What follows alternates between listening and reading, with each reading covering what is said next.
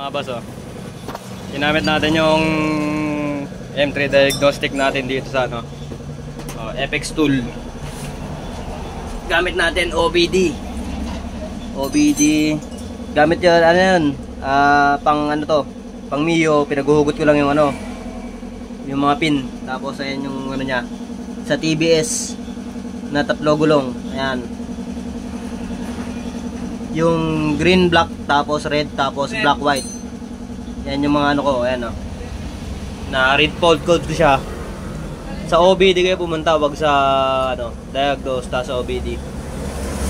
Ayan, dami niyang error code. Ito, ayan, idle speed control valve, idle motor failure. Dami mga idol. Ayan, sa mga nagtatanong kung gumagana to dito, ayan, gumagana sa TBS King na 3 gulong. Ayan. Ayan, check nyo na lang mga idol kung saan ko sinuksok yan. Ayan yung color coding nya. Ano to, pang Mio to, pang Mio Sporty. Ay, pang Mio Sporty, pang pang Yamaha OBD cable.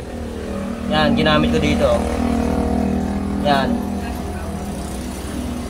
Yan mga idol, check nyo na lang dito. Ayan na lang, mag-check.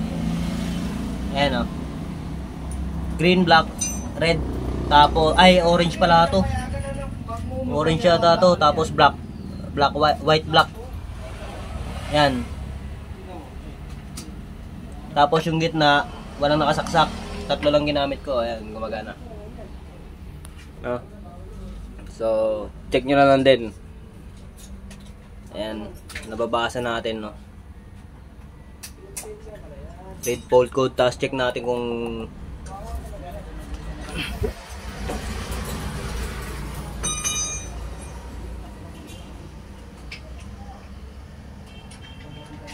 merong naka-date ng 1. Ayan mga idol, nare-read din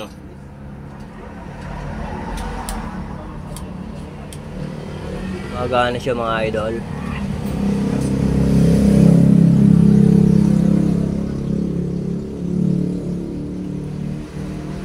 Throttle position.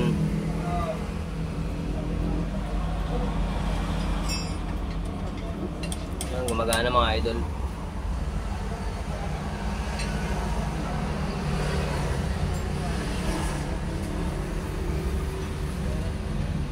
Ayan.